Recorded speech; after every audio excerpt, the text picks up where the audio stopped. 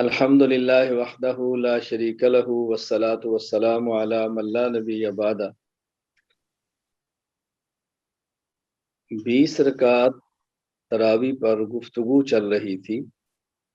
سب سے پہلے حضور اکرم صلی اللہ علیہ وسلم کے مبارک عمل پر 2 حدیثیں پیش کی، پھر حضرات خلفائے راشدین رضی اللہ عنہم کا مبارک عمل پیش کیا، پھر حضرات صحابہ کرام رضی اللہ تعالیٰ عنہ مجمعین کے مبارک عمل کو پیش کیا، پھر تابعین کے مبارک عمل کو پیش کیا، ائمہ اربعہ کے مبارک عمل کو پیش کیا، مشاہیر امت کو پیش کیا، اجماع امت پیش کیا، اور پھر بلاد اسلامیہ کے عمل کو پیش کیا۔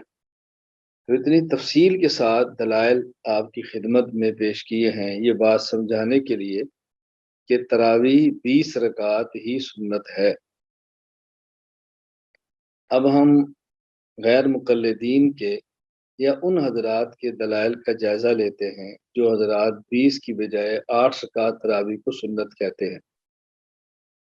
پھر انشاءاللہ العزیز ان عبارات کو پیش کریں گے کہ جو ہمارے اکابر کی ہیں اور ان کو ہمارے خلاف پیش کیا جاتا ہے کہ تم 20 رکعت تراویح کے قائل ہو، جبکہ تمہارے اکابرین میں سے فلاں فلاں فلاں نے 8 لکھی۔ اس کی وضاحت بھی کر دی جائے گی تاکہ اس حوالے سے کوئی الجھن باقی نہ رہے۔ تو جو 8 رکعت تراویح کے قائل ہیں ان کی دلیل نمبر 1، صحیح بخاری باب قیام النبی صلی اللہ علیہ وسلم باللیل فی رمضان وغیرہ، عن ابی سلمۃ بن عبد الرحمن انہ اخبرہ انہ سأل عائشہ رضی اللہ تعالی عنہا کیف کانت صلاۃ رسول اللہ صلی اللہ علیہ وسلم فی رمضان، فقالت ما كان رسول الله صلى الله عليه وسلم يزيد في رمضان ولا في غيره على 11 ركعة يصلي 4 فلا تسأل عن حسنهن وطولهن ثم يصلي 4 فلا تسأل عن حسنهن وطولهن ثم يصلي 3۔ جوابات ملاحظہ فرمائیں۔ اس کا ایک جواب یہ ہے کہ اس روایت میں 8 رکعت تراویح کا ذکر نہیں بلکہ اس میں تہجد کا ذکر ہے، اس لیے کہ اس حدیث مبارک کے اندر ہے، ام المومن امی عائشہ رضی اللہ تعالیٰ عنہ فرماتی ہیں ما کان رسول اللہ صلی اللہ علیہ وسلم یزید فی رمضان ولا فی غیرہ، کہ رسول اکرم صلی اللہ علیہ وسلم رمضان اور رمضان کے علاوہ کسی مہینے میں بھی 11 رکعت سے زیادہ نہیں پڑھا کرتے تھے، یعنی 3 وتر اور 8 نوافل، اس سے زیادہ نہیں پڑھتے تھے۔ ظاہر ہے تراویح رمضان میں ہوتی ہے، رمضان کے علاوہ کسی اور مہینے میں تراویح نہیں ہوتی، تو اس میں ان نوافل کا ذکر ہے کہ جو 12 ماہ ادا کیے جائیں، اور 12 ماہ میں ادا کیے جانے والے نوافل کو تہجد کہتے ہیں، تراویح نہیں کہتے۔ جواب نمبر 2، اس حدیث مبارک میں یہ بات واضح ہے کہ رسول اکرم صلی اللہ علیہ وسلم پڑھتے تھے، پڑھاتے تھے یہ نہیں ہے، یعنی تنہا نماز پڑھتے تھے، انفرادی نماز کا ذکر ہے، باجماعت کا ذکر نہیں۔ تہجد کی نماز انفرادی ہوتی ہے، تراویح کی نماز اجتماعی اور باجماعت ہوتی ہے، تو اس میں ان نوافل کا ذکر ہے جو انفرادی پڑھے، اور انفرادی پڑھے جانے والے نوافل کا نام تہجد ہے، تراویح نہیں ہے۔ جواب نمبر 3، اس حدیث مبارک میں امی عائشہ رضی اللہ تعالیٰ عنہ فرماتی ہیں کہ رسول اکرم صلی اللہ علیہ وسلم جو 11 رکعت پڑھتے تھے اس کا طریقہ یہ، یصلی 4 4 رکعت، ثم یصلی 4 پھر 4 رکعت، ثم یصلی 3 پھر 3 رکعت، یعنی 4 پڑھتے سلام پھیرتے پھر چلا پھر 3، تو یہ 4 4 رکعت یہ تہجد میں تو ہے، تراویح میں 4 4 نہیں، تہجد تراویح میں 2 2 ہے، یعنی تہجد میں آپ 4 پڑھیں تب بھی ٹھیک ہے، 2 پڑھ کے سلام پھریں تب بھی ٹھیک ہے۔ تہجد کی ترتیب 4 پڑھیں پھر سلام، پھر 4 پڑھیں پھر سلام، پھر 3 وتر پھر سلام، یہ بھی ٹھیک ہے۔ دو رکعت پڑھیں سلام، دو رکعت پڑھیں سلام، دو رکعت پڑھیں سلام، یہ بھی ہے۔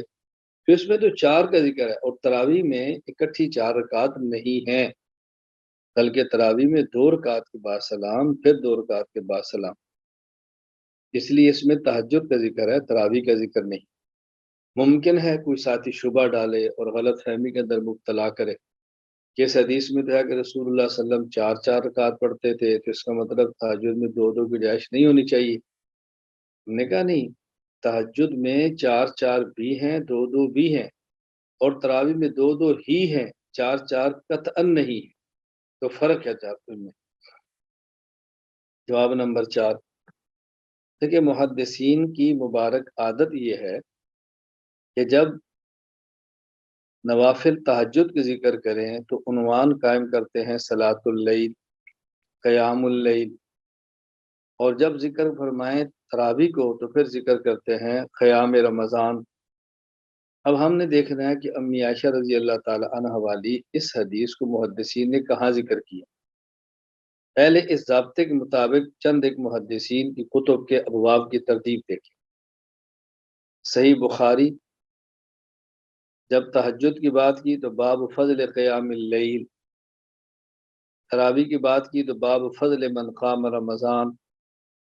صحیح مسلم، تہجد کی بات کی تو باب صلاۃ اللیل، تراویح کی بات کی تو باب الترغیب فی قیام رمضان وہو التراویح۔ سنن ابی داؤد، تہجد کی بات کی تو باب فی صلاۃ اللیل، تراویح کی بات کی تو باب قیام شہر رمضان۔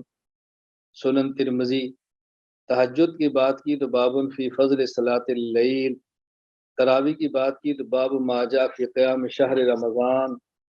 سنن نسائی، تہجد کی بات کی تو کتاب قیام اللیل، تراویح کی بات کی تو ثواب من قام وصام۔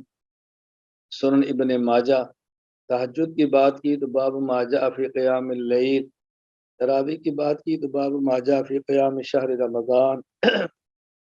موطا امام مالک،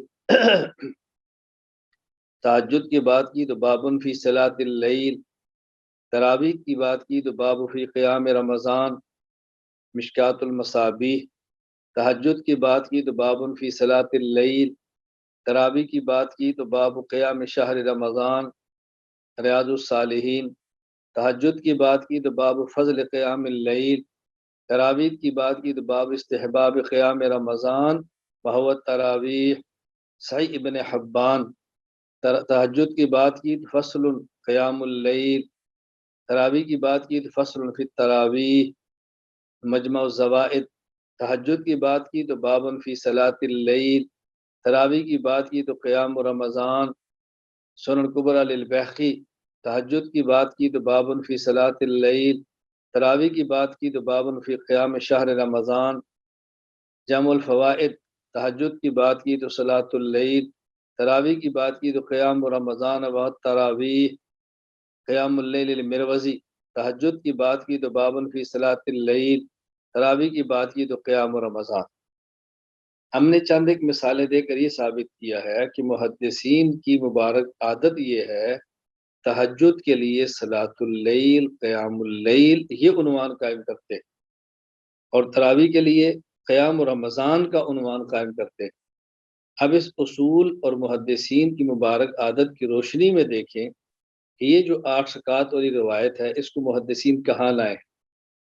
نمبر 1، صحیح بخاری، یہ لائے ہیں کتاب التہجد۔ امام بخاری اس حدیث مبارک کو لائے ہیں کتاب التہجد، باب قیام النبی صلی اللہ علیہ وسلم باللیل فی رمضان وغیرہ، تو انہوں نے عنوان قیام اللیل کا قائم کیا ہے، یعنی تہجد۔ صحیح مسلم، باب صلاۃ اللیل وعدد رکعات النبی صلی اللہ علیہ وسلم فی اللیل۔ سنن ابی داؤد، باب صلاۃ اللیل۔ سنن ترمذی، باب ما جاء فی وصف صلاۃ النبی صلی اللہ علیہ وسلم باللیل۔ موطا امام مالک، باب ما جاء فی صلاۃ اللیل۔ سنن نسائی، کتاب قیام اللیل۔ زاد المعاد ابن قیم، قیام اللیل۔ تو دیکھو محدثین نے اس روایت کو قیام اللیل اور صلاۃ اللیل کے تحت لائے ہیں، معلوم ہو کہ محدثین کے ہاں یہ اس حدیث کا تعلق تہجد کے ساتھ ہے، اس حدیث کا تعلق تراویح کے ساتھ نہیں ہے۔ ہاں اس جواب پر ایک اعتراض ہو سکتا ہے، وہ یہ حضرت امام بخاری رحمۃ اللہ علیہ اس حدیث مبارک کو جہاں کتاب التہجد باب قیام النبی صلی اللہ علیہ وسلم باللیل کے تحت لائے ہیں، اسی طرح اس حدیث کو باب فضل من قام رمضان کے تحت بھی لائے ہیں۔ حضرت امام محمد اس کو باب قیام شہر رمضان میں بھی لائے ہیں، یعنی دو بار لائے ہیں۔ تو اگر یہ تعلق تہجد کے ساتھ تھا تو پھر قیام رمضان کے ساتھ کیوں لائے؟ جواب سماعت فرما لیں، حضرت امام بخاری اور حضرت امام محمد دونوں پہلے اس کو قیام اللیل کے تحت لائے ہیں، یہ بتانے کے لیے تہجد ہے، اور پھر قیام شہر رمضان کے تحت بھی لائے ہیں امام محمد، اور فضل من قام رمضان کے تحت بھی لائے ہیں امام بخاری، یہ بتانے کے لیے کہ تہجد صرف غیر رمضان میں نہیں بلکہ رمضان میں بھی پڑھنے ہیں، اور یہ موقف ہمارا ہے۔ ہم کہتے ہیں تہجد الگ ہے، تراویح الگ ہے۔ تراویح رمضان میں ہے، غیر رمضان میں نہیں۔ تہجد رمضان میں بھی ہے، غیر رمضان میں بھی ہے۔ تو یہ ہمارے موقف کی تائید ہو رہی ہے، آپ کی نہیں۔ جواب نمبر 5، اگر اس حدیث کو مان لیا جائے جس طرح یہ لوگ مانتے ہیں عنوان کے مطابق، تو سوال یہ ہے کہ آپ لوگ تو 8 تراویح اور 1 وتر کی بات کرتے ہو، یہاں تو 8 اور 3 وتر کی بات ہے، اور پھر یہ 3 یہ نہیں کبھی کبھی، یعنی کبھی 1 کبھی 3، کیا تو رسول اکرم صلی اللہ علیہ وسلم کا دائمی عمل نقل کیا جا رہا ہے۔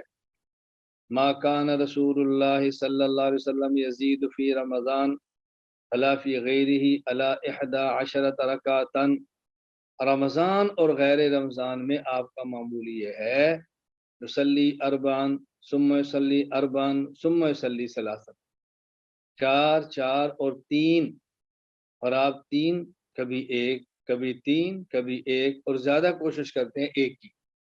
یہ حدیث آپ کی دلیل نہیں بن سکتی، معذرت، خوش فہمی کے اندر مبتلا نہ ہو۔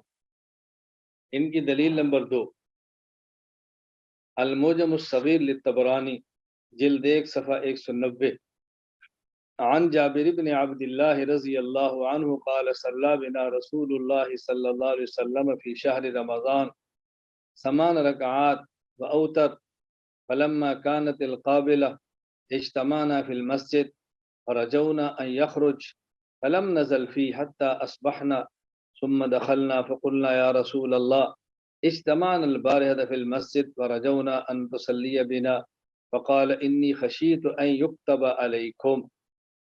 یہاں کیا جابر بن عبداللہ فرماتے ہیں صلی بنا رسول اللہ صلی اللہ علیہ وسلم فی شہر رمضان 8 رکعات، کہ رسول اللہ صلی اللہ علیہ وسلم نے رمضان میں ہمیں 8 رکعت پڑھائی۔ تو معلوم ہوتا ہے کہ 8 رکعت سنت ہے، اللہ کے نبی کا مبارک عمل ہے۔ یہی روایت صحیح ابن خزیمہ جلد 1 صفحہ 531، صحیح ابن حبان صفحہ 710، قیام اللیل المروزی صفحہ 155 پر بھی موجود ہے۔ جواب سماعت فرمائیں، مذکورہ کتب میں یہ روایت 2 سندوں کے ساتھ آئی ہے۔ نمبر 1 اسحاق ابو الربیع یعقوب قمی عیسیٰ بن جاریہ جابر بن عبداللہ۔ نمبر 2 محمد بن حمید الرازی یعقوب قمی عیسیٰ بن جاریہ جابر بن عبداللہ۔ یعنی خلاصہ یہ ہے کہ جابر بن عبداللہ سے نقل کرنے والے عیسیٰ بن جاریہ ہیں، عیسیٰ بن جاریہ سے نقل کرنے والے یعقوب قمی ہیں، آگے ان سے ایک جگہ ابو الربیع ہیں اور ایک جگہ پر محمد بن حمید ہے، فرق ہو گیا۔ اب عیسیٰ بن جاریہ جو جابر بن عبداللہ رضی اللہ عنہ سے نقل کرتے ہیں، ان کے اوپر محدثین نے بہت سخت جرح فرمائی ہے۔ سے ابن خزیمہ عیسیٰ بن جاریہ فیہ لین، ان میں کمزوری تھی۔ امام یحییٰ بن معین لیس بذالک عندہ مناکیر، لیس بذاک عندہ مناکیر، یہ شخص کبھی نہیں تھا، وجہ بذا کا اندہ مناکیر، اس وجہ سے کہ اس کے پاس منکر روایات موجود تھیں۔ امام نسائی منکر الحدیث، حضرت امام ابو داود فرماتے ہیں منکر الحدیث، حضرت امام نسائی فرماتے ہیں متروک الحدیث، امام ابن عدی فرماتے ہیں احادیث و غیر محفوظہ، حضرت امام ساجی ان نے ضعفاء میں ذکر کیا، ذکر و فی الضعفاء، امام عقیلی نے ان کو ضعفاء میں ذکر کیا ہے، ذکر و فی الضعفاء۔ یہ پوری گفتگو میزان الاعتدال جلد 3 صفحہ 312، تہذیب و تہذیب جلد 5 صفحہ 193 اور 92 پر موجود ہے۔ نمبر 2، یعقوب قمی، اس کا نام ہے یعقوب بن عبداللہ القمی، امام دارقطنی فرماتے ہیں لیس بالقوی، میزان الاعتدال جلد 5 صفحہ 178۔ تو دونوں راوی متروک ہیں، دونوں راوی کمزور ہیں۔ دلیل نمبر 3، وبه قال حدثنا عبد الاعلى قال حدثنا يعقوب عن عيسى بن جارية قال حدثنا جابر بن عبد الله رضي الله عنه وعنهم قال جاء أبي بن كعب إلى رسول الله صلى الله عليه وسلم فقال يا رسول الله صلى الله عليه وسلم إن كان من الليلة شيء يعني في رمضان قال وما ذاك يا أبي قال نسوة في داري قلنا إنا لا نقرأ القرآن فنصلي بصلاتك قال فصليت بهن 8 ركعات ثم أوترت قال فكان شبه الرضا فلم يقل شيئا۔ مسند ابی یعلا جلد 3 صفحہ 336۔ پہلا جواب، اس میں وہی عیسیٰ بن جاریہ اور یعقوب قمی ہیں جو مجروح ہیں، ضعیف ہیں، ان کی جرح پہلے ذکر کی جا چکی ہے، لہذا روایت سخت ضعیف ہونے کی وجہ سے قابل استدلال نہیں۔ نمبر 2، اس روایت کے جو طرق ہیں آپ ان کو جمع کریں تو اس روایت میں اضطراب بہت ہے، کیونکہ یہ روایت مسند احمد میں ہے، مسند ابی یعلا میں ہے، قیام اللیل مروزی کے اندر ہے۔ مسند احمد میں رمضان کا لفظ نہیں، مسند ابی یعلا میں یعنی رمضان ہے، اور قیام اللیل مروزی میں فی رمضان ہے۔ تو جب رمضان کا لفظ نہیں تو کیا معلوم یہ تہجد کے بارے میں ہے، تراویح کے بارے میں ہے؟ مطلق بات ہوگی نا کہ حضور میں نے عجیب معاملہ میرے ساتھ پیش آیا، میں گھر میں تھا، خواتین نے کم چاہتے ہیں تمہارے پیچھے نماز پڑھے، میں نے 8 رکعت پڑھا دی۔ اب یہ تہجد ہے، تراویح ہے، چونکہ ذکر ہی نہیں، اور ایک کے اندر ہے یعنی فی رمضان، اور ایک میں فی رمضان، ممکن نیچے راوی کا اپنی طرف سے اضافہ ہو۔ نمبر 2، مسند ابی یعلا اور قیام اللیل مروزی، اس سے معلوم ہوتا ہے کہ یہ حدیث حضرت ابی بن کعب کا اپنا واقعہ ہے کہ میرے ساتھ یہ واقعہ پیش آیا، جاء ابی بن کعب الی رسول اللہ، اور جبکہ مسند احمد کی روایت میں یوں ہے عن جابر عن ابی بن کعب جاء رجل الی النبی، کوئی اور شخص آیا، ابھی روایت کر رہے ہیں کوئی شخص آیا، تو ایک سے معلوم ہوتا ہے کہ واقعہ حضرت ابی کا ہے، ایک سے معلوم ہوتا ہے واقعہ کسی اور کا ہے، پھر اس طرح آ گیا۔ نمبر 3، دیکھیں یہ راوی خود ایک عجیب بات کہتا ہے، انہ کان من اللیل شیء، آج ایک کام مجھ سے سرزد ہو گیا، یعنی عام طور پر ایسا ہوتا نہیں لیکن میں نے کیا۔ معلوم ہوا کہ عام ماحول جو تھا وہ 8 رکعت کا نہیں تھا، عام ماحول یہ نہیں تھا، اس لیے فرمایا کہ عملت اللیلۃ عملا، میں نے آج رات ایک ایسا کام کیا ہے۔ تو جب صحابی خود اس بات کو کہہ رہا ہے کہ مجھ سے کام سرزد ہو گیا، ایک انوکھا کام ہوا، تو اس پر تو مزید تبصرے کی ضرورت ہی نہیں تھی۔ جس طرح کوئی شاگرد استاد سے کہتا ہے کہ استاد جی مجھ سے نا غلطی ہوگی، تو فرماتا ہے میں کہ بیٹا تو خود ہی غلطی کہہ رہا ہے، تو مزید اس پر کوئی تبصرے کی ضرورت ہے، میں اس پر کیا تبصرہ کروں۔ دلیل نمبر 4، حدثنی عن مالک عن محمد بن یوسف عن السائب بن یزید انه قال امر عمر بن الخطاب ابی بن کعب وتمیم الداری ان یقوم للناس بإحدى عشرة رکعہ، موطا امام مالک صفحہ 98۔ سائب بن یزید کہتے ہیں عمر بن خطاب رضی اللہ تعالیٰ عنہ نے ابی بن کعب اور تمیم داری کو حکم دیا کہ جاؤ لوگوں کو 11 رکعات پڑھاؤ۔ اس سے معلوم ہوتا ہے کہ تراویح 11 رکعات ہے، یعنی 8 تراویح 3 وتر، 8 رکعات تراویح۔ یہاں بات اس کو بہت اچھی طرح سمجھ لیں، اس کو بہت زیادہ قوت کے ساتھ پیش کرتے ہیں کہ موطا امام مالک کی اہمیت بہت زیادہ ہے، کتاب بہت مضبوط ہے، اس وجہ سے تو ذرا اس کو اچھی طرح سمجھ لیں۔ پہلی بات یہ سمجھیں کہ حضرت عمر رضی اللہ تعالی عنہ کے دور کی تراویح کو نقل کرنے والے 7 افراد۔ نمبر 1 السائب بن یزید، نمبر 2 یزید بن رومان، نمبر 3 عبدالعزیز بن رفیع، نمبر 4 ابی بن کعب، نمبر 5 یحییٰ بن سعید، نمبر 6 محمد بن کعب القرظی، نمبر 7 حسن بصری۔ یہ 7 ہیں۔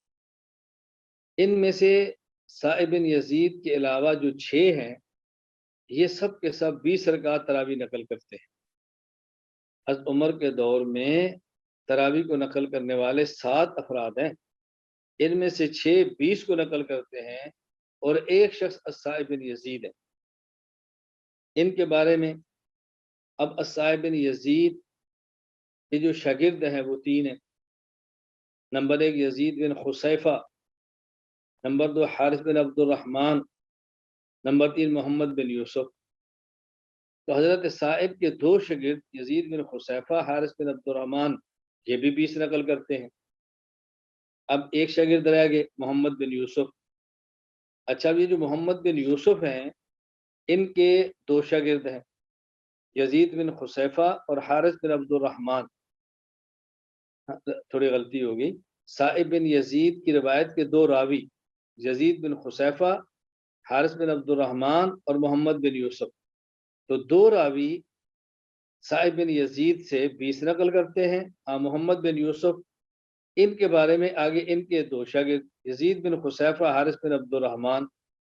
اب وہ دونوں نے اختلاف کیا کتنی باتوں میں۔ نمبر 1 یزید بن خصیفہ، حارث بن عبد الرحمن قاریوں کی تعداد نہیں بتاتے۔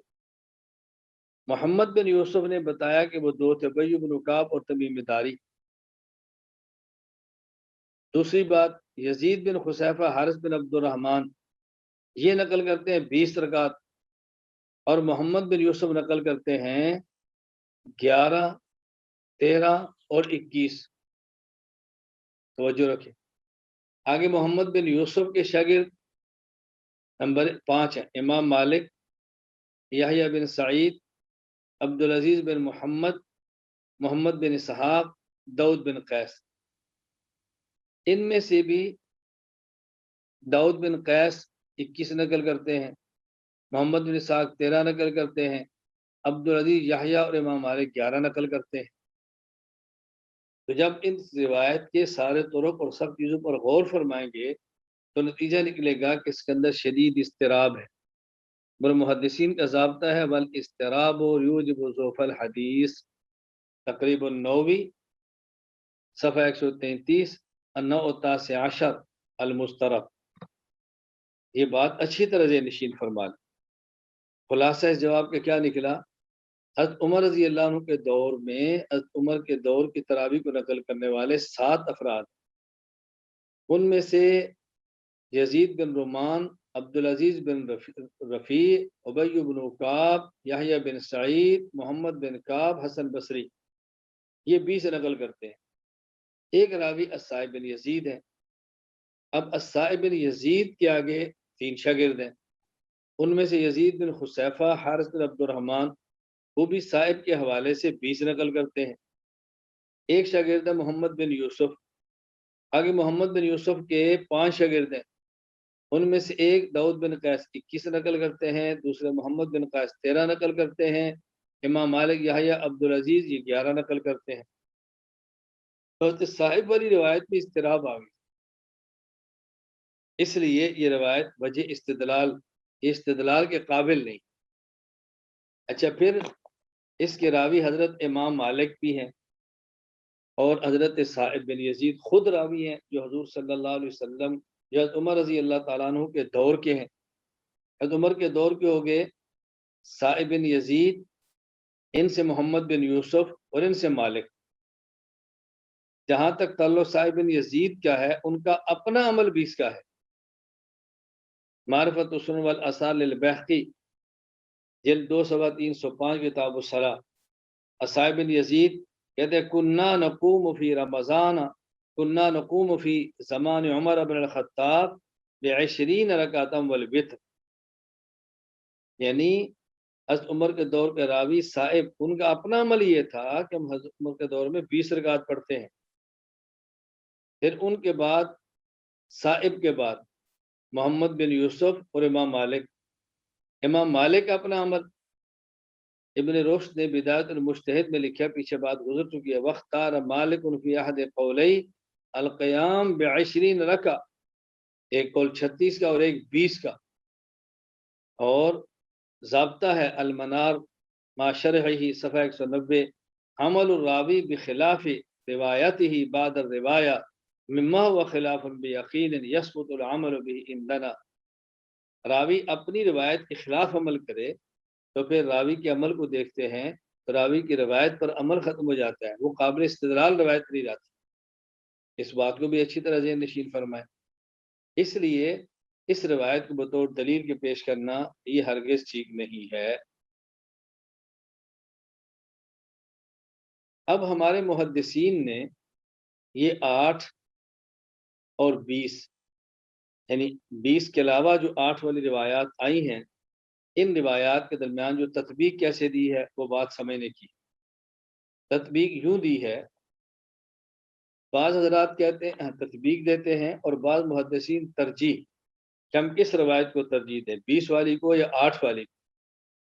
ترجیح والے کہتے ہیں امام ابو عمر یوسف بن عبداللہ ابن عبد البر، وفات 463 ہجری، ان الاغلب عندي ان قوله 11 وهم، یہ علامہ زرقانی نے شرح موطا میں نقل کیا ہے، ان الاغلب عندي ان قوله 11 وهم، اثر 20 ہے اور 11 والی وہم ہے، لہٰذا یقین والی وہم پر ترجیح دیں گے۔ تو انہوں نے 20 کو 8 پر ترجیح دی ہے۔ اور بعض محدثین جو تطبیق دیتے ہیں ان کا موقف کیا ہے؟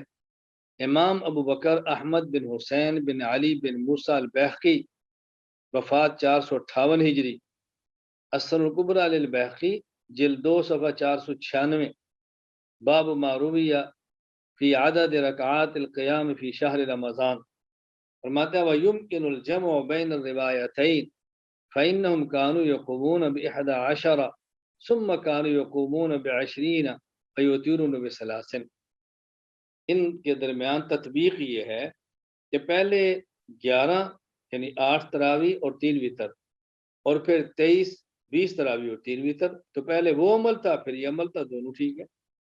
حافظ بدر الدین محمود بن احمد بن موسیٰ العینی، وفات 855 ہجری، عمدۃ القاری جلدار صفحہ 246 پر فرماتے ہیں لعل هذا كان من فعل عمر اولا ثم نقلهم الى 23، ممکن ہے کہ پہلے 8 ہو اور پھر 8 کو چھوڑ کر 20 والے عمل کو مستقل اختیار کیا گیا۔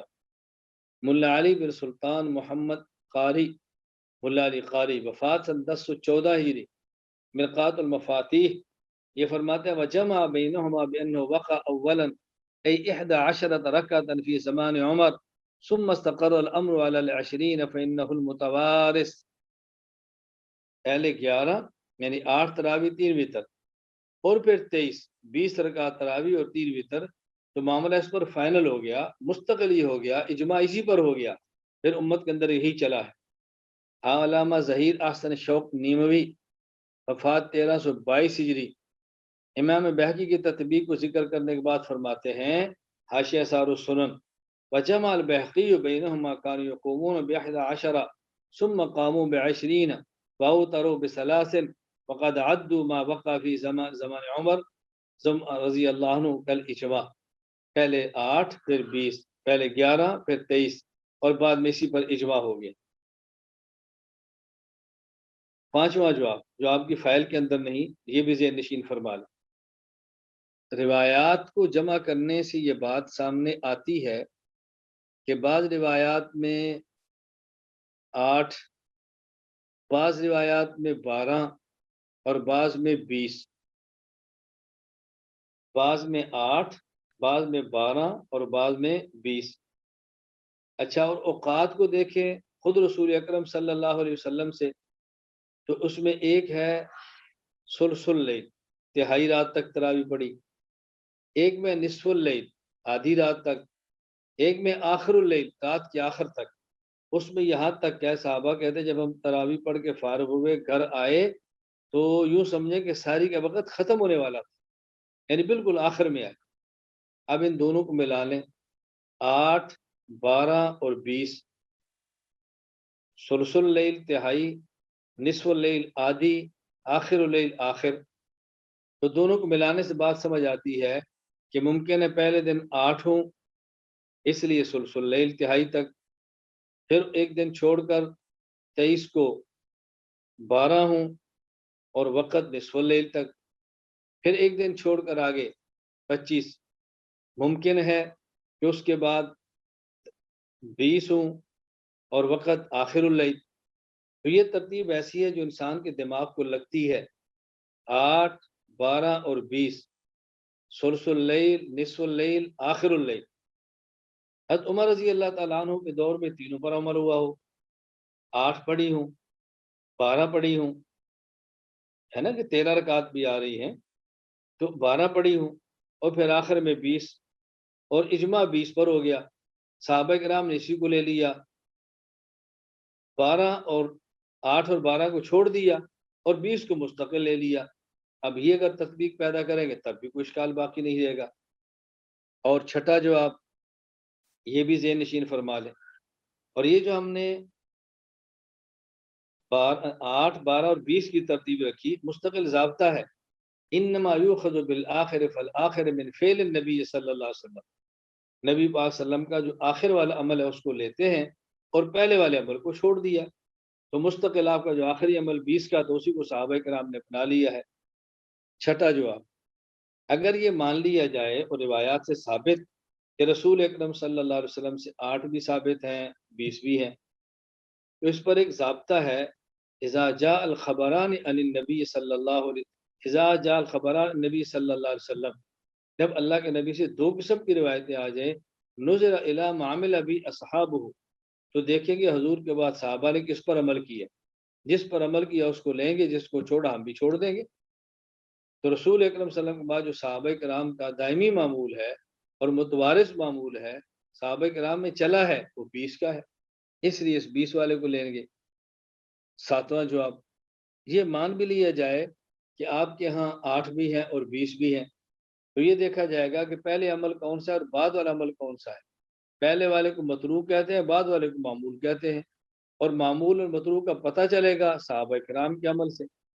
حضرت امام ترمذی رحمۃ اللہ علیہ نے نقل کیا ہے اضحیہ قربانی کے باب میں کہ اونٹ میں 10 شرکا ہوں یا 7 ہوں، پہلے 10 والی روایت لائے نا، ہاں 10 والی لائے اور پھر بعد میں 7 والی لائے، اور اس پر فرماتے ہیں جو 7 والی نقل کرنے کے بعد والعمل علی ھذا عند اہل العلم من اصحاب النبی صلی اللہ علیہ وسلم، کہ صحابہ کرام کو جو عمل ہے وہ 7 والی پر ہے، تو معمول ہوا کہ 10 والی متروک ہے اور 7 والی معمول ہے، تو معمول کو لیں گے، متروک کو چھوڑ دیں گے۔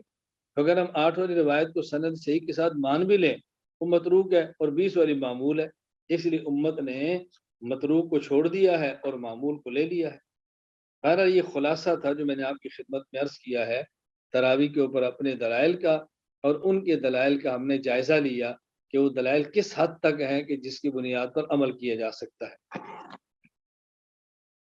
اب ہمارے بہت سارے اکابر ہیں کہ جن کی عبارات کو پیش کر کے ثابت کیا گیا، کوشش کی گئی ہے کہ احناف کے اکابر بھی 20 رکعت تراویح کے قائل نہیں بلکہ 8 کے تھے، بطور خاص اس میں 11 نام لیے جاتے ہیں۔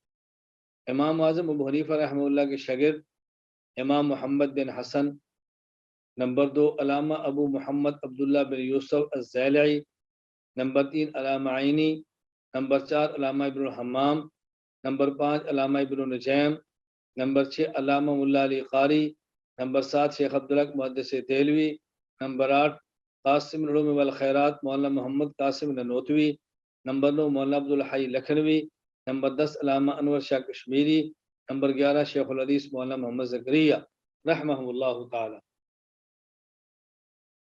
ہمارا جو دورہ تحقیق المسائل آن لائن ہے، اس کے اندر جہاں تراویح، وطر، صلاۃ العیدین اور زکوٰۃ یہ مسائل تھے، وہاں یہ مسئلہ بھی تھا کہ عبارات اکابر کو بھی بیان کیا جائے۔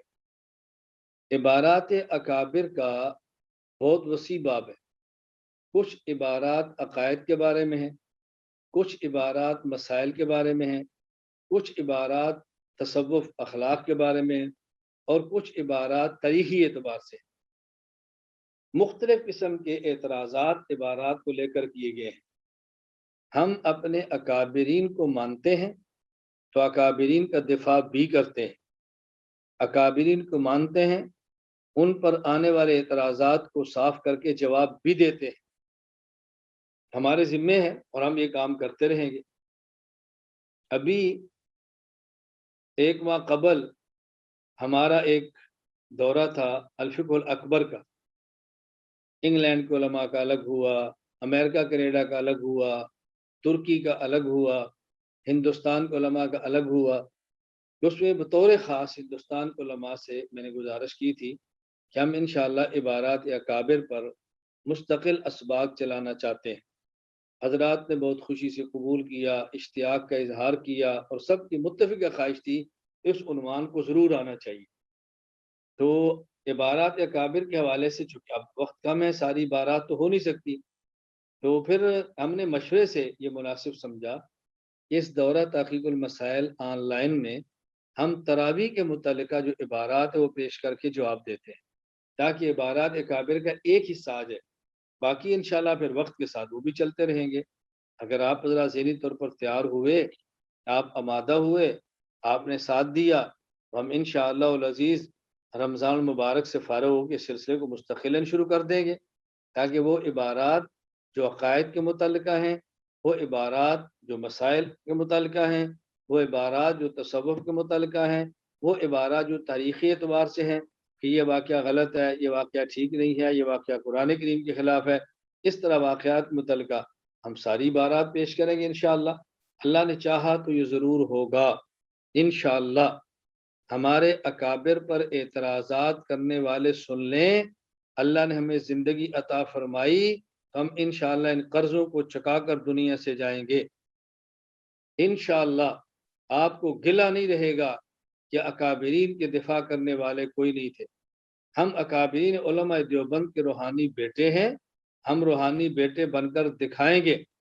روحانی بیٹے کی غیرت کا تقاضا یہ ہے کہ جب اس کے باپ پر کوئی اعتراض کرے تو باپ کا جواب بیٹا دے۔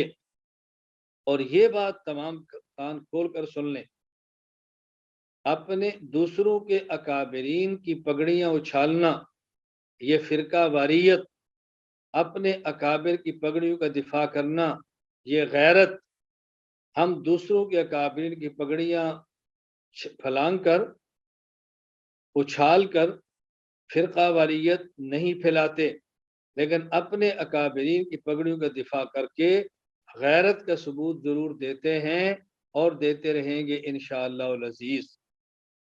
اللہ نے چاہا تو ہم یہ سارے معاملات کھول کے رکھ دیں گے، ہمارے مخالف کو گلہ نہیں رہے گا کہ اکابر کا دفاع نہیں کیا۔ ہم انشاءاللہ اپنے اکابر کا دفاع کریں گے، اللہ نے چاہا، اور کر کے دکھائیں گے انشاءاللہ، قوت دلیل کے ساتھ کریں گے انشاءاللہ العزیز۔ اصحاب رسول اکرم صلی اللہ علیہ وسلم کی ذات گرامی، سبحان اللہ، ہمارے وہم و گمان سے بلند و بالا ہے، ان کا دفاع بھی کیا ہے، اصحاب پیغمبر کا بھی کیا ہے، امام اعظم ابو حنیفہ کا بھی کریں گے، فقہا کا بھی کریں گے، محدثین کا بھی کریں گے، مفسرین کا بھی کریں گے، مشائخ امت کا بھی کریں گے، مشاہیر ملت کا بھی کریں گے، اور بطور خاص اکابر دارالعلوم دیوبند، اللہ نے زندگی تو ہم ضرور انشاءاللہ ان کا دفاع کریں گے انشاءاللہ۔ فی الحال ہم ان عبارات کو لیتے ہیں جو عبارات تراویح کے متعلقہ ہیں۔ چلو کچھ عبارات بھی آ جائیں گی اور ہمارے موضوع کا کسی حد تک انشاءاللہ العزیز یہ تکملہ اور تتمہ بھی ہو جائے گا۔ حضرت امام محمد رحمہ اللہ پر اعتراض یہ ہے، حضرت امام محمد رحمہ اللہ تعالی موطا امام محمد صفحہ 132 باب قیام شہر رمضان، اس میں حدیث لائے ہیں عن ابی سلمۃ بن عبد الرحمن عن ابی سلمۃ بن عبد الرحمن انه سأل عائشة كيف كانت صلاة رسول الله صلى الله عليه وسلم في رمضان قالت ما كان رسول الله صلى الله عليه وسلم يزيد في رمضان ولا في غيره على 11 ركعة۔ کہ دیکھیں حضرت امام محمد رحمۃ اللہ علیہ موطا امام محمد میں باب قیام شہر رمضان کے اندر 8 رکعت والی امی عائشہ کی حدیث لائے ہیں، تو معلوم ہے کہ امام محمد 8 رکعت تراویح کے قائل ہیں۔ ہم نے کہا وہ بات سمجھو، امام محمد بن حسن شیبانی، احناف کے ماتھے کا جھومر، ہم چھوٹوں کے سر کا تاج، وفات 189 ہجری، وہ اپنی کتاب موطا امام محمد میں یہ حدیث 2 بار لائے ہیں۔ نمبر 1 باب صلاۃ اللیل، یہ بتانے کے لیے تہجد ہے۔ نمبر 2 باب قیام شہر رمضان، یہ بتانے کے لیے کہ یہ تہجد صرف غیر رمضان میں نہیں، رمضان میں بھی پڑھنے ہیں۔ صلاۃ اللیل میں عروہ بن زبیر سے لائے، قیام شہر رمضان میں ابو سلمہ سے لائے، تو یہ بتایا کہ تہجد رمضان میں بھی پڑھنے ہیں، رمضان کے علاوہ بھی پڑھنے ہیں۔ پھر جواب نمبر 2، حضرت امام محمد باب قیام شہر رمضان میں حضرت عائشہ کی حدیث لائے جس میں باجماعت نماز کا ذکر ہے، جس میں باجماعت نماز کا ذکر ہے، رکعات کا تذکرہ نہیں ہے۔ حضرت عبد الرحمن بن عوف سے لائے جس میں قیام رمضان کی ترغیب ہے، لیکن حضرت عائشہ رضی اللہ عنہ کی زیر بحث حدیث جس میں 11 رکعات با وتر کا ذکر ہے، اس میں نہ جماعت کا ذکر ہے نہ ہی ترغیب کا ہے، نہ جماعت کا ہے اور نہ ہی ترغیب کا ہے، بات سمجھیں، بلکہ اکیلی نماز کا بیان ہے۔ معلوم ہوا اس حدیث عائشہ کو رمضان میں تہجد ہی کے لیے لائے، نہ کہ تراویح کے لیے۔ باب قیام شہر رمضان میں لائے، توجہ سے بات سمجھیں، تو یہ تراویح نہیں سمجھائی جا رہی، تہجد بتایا جا رہا ہے۔ اس لیے امام محمد سمجھا رہے ہیں کہ غیر رمضان میں تہجد کی نماز پڑھی جاتی ہے، اسی طرح رمضان میں بھی تہجد کی نماز پڑھی جاتی ہے۔ امام محمد 8 تہجد کے قائل ہیں، تراویح 20 کے قائل ہیں۔ دوسرا اعتراض، حضرت علامہ زیلعی حنفی کہتے ہیں نصب الرایہ شرح ہدایہ میں، وہ کہتے ہیں عند ابن حبان فی صحیح عن جابر بن عبد اللہ انہ علیہ السلام قام بہم فی رمضان فصلی 8 رکعات و اوتر، کہ حضرت علامہ زیلعی رحمۃ اللہ علیہ نے نصب الرایہ شرح ہدایہ میں جابر بن عبداللہ سے روایت لائے ہیں ابن حبان کے حوالے سے کہ رسول اکرم صلی اللہ علیہ وسلم نے 8 رکعت رمضان میں پڑھائی ہے اور وتر پڑھائے ہیں، تو 8 رکعت تراویح کے قائل ہیں۔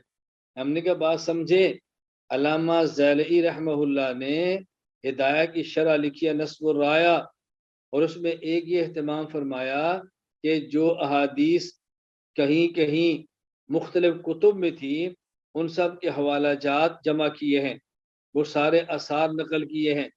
الہدایہ میں اگر ایک حدیث موجود ہے تو یہ کتب حدیث میں کس کس کتاب میں موجود ہیں، ان کو نصب الرایہ میں جمع کیا۔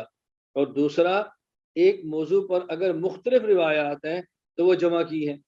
اب تراویح ایک عنوان ہے، اس عنوان پر 20 کی بھی روایات ہے، اس عنوان پر 8 کی بھی ہے، تو علامہ زیلعی 8 والی بھی لائے ہیں اور 20 والی بھی لائے ہیں۔ تم نے 8 والی نقل کی ہے اور 20 والی نقل نہیں کی۔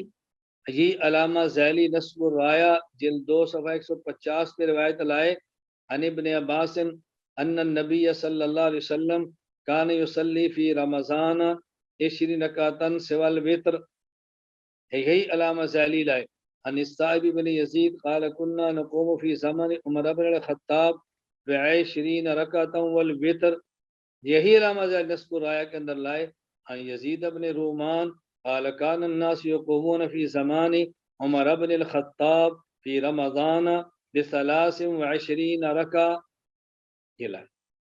تو تمہیں یوں کہنا چاہیے تھا کہ علامہ ذیلی 8 کے بھی قائل ہیں، 20 کے بھی قائل ہیں، چلو کوئی اعتراض تو بنتا، کیونکہ 8 کو بھی نقل کیا، 20 کو بھی نقل کیا، وہ تمہیں اعتراض کرنا بھی نہیں آیا۔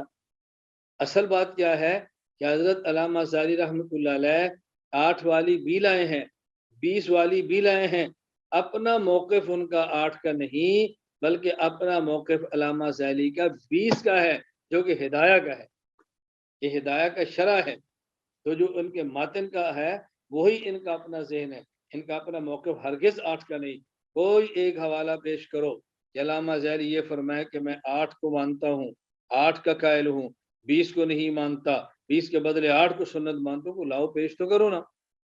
یہ تو علامہ ذیلی کی دیانت ہے کہ موقف 20 کا ہے، قول 20 کا ہے، فتویٰ 20 پر ہے، اور 8 والی روایت بھی لائے ہیں۔ یہ نہیں کہا تمہارے یہاں اس موضوع پر حدیث ہی نہیں ہے، حدیث ہے، اس کے جوابات یہ ہیں، اس کی صحت ایسی ہے، اس کی سند ایسی ہے، اس پر کلام یہ ہے۔ تیسرا اعتراض، حضرت علامہ عینی رحمہ اللہ تعالی عمدۃ القاری جلد 5 صفحہ 457 باب تحریض النبی صلی اللہ علیہ وسلم علی صلاۃ اللیل میں فرماتے ہیں فَإِن قُلْتَ لَمْ يُبَيَّنْ فِي الرِّوَايَاتِ الْمَذْكُورَةِ عَدَدُ الصَّلَاةِ الَّتِي صَلَّاهَا رسول اللہ صلی اللہ علیہ وسلم فِي تِلْكَ اللَّيَالِي قُلْتُ روى ابن خزیمہ وابن حبان من حدیث جابر رضی اللہ عنہ قال صلی بنا رسول اللہ صلی اللہ علیہ وسلم فی رمضان 8 رکعات ثم اوتر۔ اگر وہ شخص کہتا ہے کہ رسول اللہ صلی اللہ علیہ وسلم سے تعداد کا ذکر ہی نہیں رکعات کا، یعنی راتوں میں جو آپ نے پڑھائی تھی تعداد کا ذکر ہی نہیں، میں جواب میں کہوں گا ابن خزیمہ ابن حبان نے جابر بن عبداللہ سے روایت کی ہے، اس میں 8 رکعات کا ذکر ہے، تو یہ تو نہ کوئی رکعات کا ذکر ہی نہیں، یہ ایک حدیث بیان کی ہے۔ اب حضرت علامہ عینی رحمہ اللہ تعالی یہاں پہ 8 کے قائل نہیں ہو رہے، بلکہ آپ صلی اللہ علیہ وسلم سے روایتیں 8 کی اور دوسری 20 کی دونوں مروی ہیں۔ تو علامہ عینی رحمۃ اللہ علیہ نے دیانت داری کا مظاہرہ کیا، 8 رکعات والی بھی نقل فرمائی اور 20 والی کی نفی نہیں فرمائی، بلکہ آپ نے عمل کا مدار 8 رکعات والی پر نہیں بلکہ 20 والی پر رکھا ہے، اور 20 والی روایات عمدۃ القاری میں نقل کی ہیں۔ دیکھیں عن السائب بن یزید الصحابی عن سائب بن یزید قال كانوا يقومون على عهد عمر رضی اللہ تعالی عنہ ب20 رکعہ وعلى عهد عثمان وعلی رضی اللہ عنہما مثلا۔ نمبر 2 عن یزید بن رومان قال كان الناس في زمن عمر يقومون في رمضان ب23 رکعہ۔ نمبر 3 عن علی انه امر رجلا ان يصلي بهم في رمضان ب20 رکعہ۔ عمدۃ القاری جلد 5 صفحہ 459 باب تحریض النبی صلی اللہ علیہ وسلم علی صلاۃ اللیل۔ اسی طرح علامہ عینی رحمہ اللہ تعالی اللہ اکبر 20 والی روایات کا عمل ہے، اور کیا فرماتے ہیں یشرون وحقاہ الترمذی عن اکثر اہل العلم کن ربی عن عمر وعلی وغیرہما من الصحابہ وهو قول اصحاب الحنفیہ۔ عمدۃ القاری باب فضل من قام رمضان، وہ فرماتے ہیں حنفیہ کا عمل اس بات پر ہے کہ ہم 20 رکعت تراویح کے قائل ہیں۔ پھر عمدۃ القاری باب تحریض النبی علی صلاۃ اللیل، علامہ عینی فرماتے ہیں ان عددها 20 رکعہ، تراویح کی رکعات 20 ہیں۔ پھر علامہ عینی عمدۃ القاری میں لکھتے ہیں واحتج اصحابنا بالشافعیہ والحنابلہ بما رواه البیہقی باسناد صحیح، کہ یہ جو اصل الکبریٰ للبیہقی کے اندر روایت ہے عن السائب بن یزید الصحابی قال كانوا يقومون على عهد عمر رضی اللہ عنہ ب20 رکعہ وعلى عهد عثمان وعلی رضی اللہ عنہما مثلا۔ ہمارے اصحاب یعنی احناف اور شوافی اور حنابلہ نے اسی پر فتویٰ دیا ہے، اس کو بطور دلیل کے پیش کیا ہے۔ پھر یہی علامہ عینی رحمہ اللہ تعالیٰ دیکھو کتنی کھل کے بار بار بات کرتے ہیں، حوالے پر حوالے نقل کرتے جا رہے ہیں کہ ہمارا مسلک یہ ہے۔ ولا شک فی تحقیق الامن من ذلک بوفات علیہ الصلاۃ والسلام ویکون سنہ وکون 20 سنت الخلفاء الراشدین۔ شرفت القدیر ابن الحمام رحمہ اللہ تعالی۔ اسی طرح پھر ابن نجیم کا آگے حوالہ ہے البحر الرائق کے حوالے سے۔ میں خیر یہ گزارش کر رہا ہوں کہ علامہ عینی رحمہ اللہ تعالی 8 کے قائل نہیں، بلکہ علامہ عینی رحمہ اللہ تعالی 20 کے قائل تھے۔ یہ جھوٹ مت بولو کہ یہ حضرات 8 کے قائل تھے، بلکہ یہ لوگ 20 کے قائل تھے۔ اس بات کو مد نظر رکھنا ضروری ہے۔ اللہ تعالی ہمیں یہ بات سمجھنے کی توفیق عطا فرمائے۔ اللہ تعالی ہمیں اپنے اکابر کے نقش قدم پر چلنے کی توفیق عطا فرمائے۔ کل کچھ اور بھی اعتراضات ہیں، اگلا ذرا جواب لمبا ہو جائے گا، اس لیے میں یہاں اپنی بات کو ختم کر رہا ہوں۔ بہرحال آپ انشاءاللہ مطمئن رہیں، اللہ نے چاہا تو عقائد، مسائل، اخلاق، تصوف اور جو عبارات موجود ہیں انشاءاللہ ان کا تشفی بخش آپ کی خدمت میں جواب دیا جائے گا۔ پڑھانا ہمارے ذمے، پڑھنا آپ کے ذمے، سنانا ہمارے ذمے اور سننا آپ کے ذمے۔ اللہ تعالیٰ اپنے کرم سے ہم سب کو قبول فرما لے، اس دورے کے باعث اجر و ثواب بنا دے، پورے عالم کے لیے نافع بنا دے۔ ارادہ انشاءاللہ اللہ نے چاہا تو ہمارا بہت کچھ کرنے کا ہے، بس آپ کا ساتھ چاہیے۔ آپ ہمت کریں اور نیت فرما لیں کہ ہم پورے عالم میں دلیل کے ساتھ اپنے مسلک کو اکابر کے منہج کے مطابق لے کر چلیں گے انشاءاللہ العزیز۔ وآخر دعوانا ان الحمد للہ رب العالمین۔ السلام علیکم ورحمۃ اللہ۔